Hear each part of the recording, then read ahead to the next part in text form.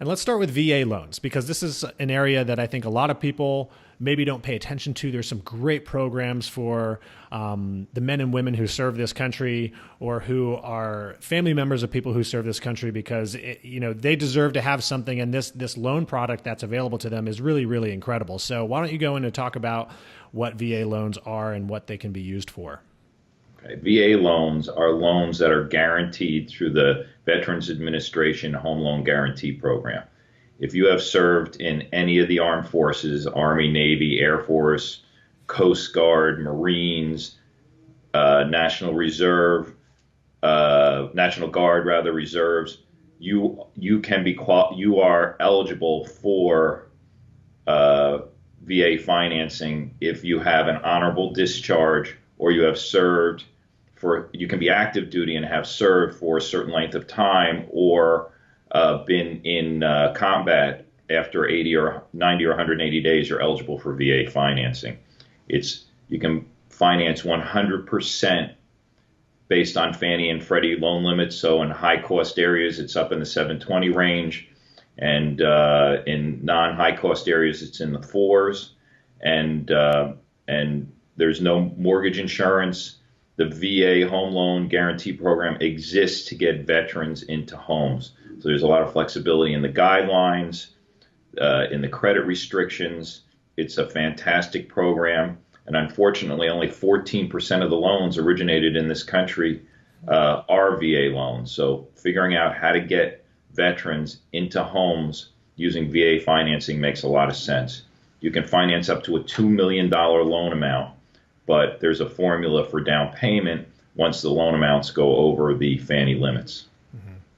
That's awesome. Now, is there any other requirements? Like, I think, correct me if I'm wrong, but veterans must be, they must live in the home, right? They can't use a VA loan for an investment property. That is correct. Owner-occupied, 1 to 4 family. With Fannie Mae conventional loans, the loan limits change based on the number of units, but with veteran VA loans, the loan limits don't change based on the number of units, so you're stuck with the single family limits. Okay. Yes, you must be owner-occupied. Co-borrowers to qualify for VA financing must be a spouse or a veteran. Mm-hmm. Okay, there's no non-occupant co-borrowers allowed with these loans. Mm-hmm. So, for instance, when a young couple buys a first house, sometimes the parents co-sign because they're putting money into the transaction. You can't do that with a VA loan. Okay. That makes sense. Now, and there's also a special, the additional circumstance for a VA loan is there needs to be a special VA appraiser that goes and appraises the house, instead of just kind of the typical third-party appraiser that banks generally use. Correct. And in New Jersey, there's 2 or 3 guys who do most of the appraisals for VA loans, especially in North Jersey, and we know them because they're one of the guys on one of our loans, on one of our loans that we're originating. The other thing about VA loans is there is what's called a funding fee, which is if you're active duty, if you were active duty from full-time military, and you have your certificate of eligibility, 2.15% of the loan amount is added onto your mortgage if you're a first-time use of the VA of your VA eligibility for home loan. If you're disabled, you don't have to pay it. Okay, and the way that's determined is if you have a DD 214 and you apply for your certificate of eligibility, which you're required to have a certificate of eligibility, it will tell you whether you are exempt from the funding fee or not. And if you believe that your certificate of eligibility is incorrect, you can appeal that to the VA. And even if they make that determination after you've closed, they will then refund you your funding fee. Mm-hmm.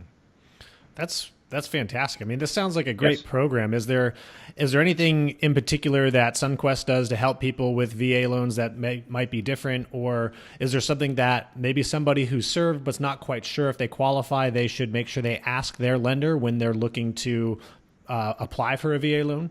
That is correct. And one of the things that we do is, unfortunately, a veteran, if they served in active duty, in combat situations, they come back with certain disabilities, not just physical, but emotional and cognitive as well. And sometimes there's some credit issues or some employment issues, and we help those veterans work through some of those issues so that they're eligible to qualify for a loan, which we're happy to do. One of the things that veterans should be aware of is there's certain large lenders that advertise as being the VA lender. Much better off going to a small non-bank lender for help, because you get a lot more personalized attention when in doing that.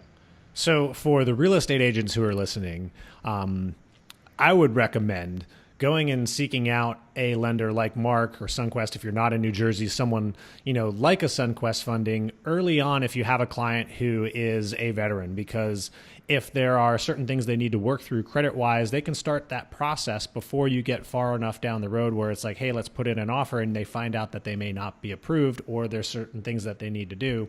So start this process early. I mean, is that something you would certainly recommend, Mark? Yes, yeah. Or like with applying for any loan, you want people to be pre-approved before you schlep them all over creation and find out they can't either qualify for the house that they're looking at or get a mortgage at all. Yeah. And so doing that will save you time, save your buyer time, and give you the time to work on something that actually will close instead. Yeah, absolutely. I mean, we can talk about that. Maybe we'll talk about pre-approvals and pre-quals in a little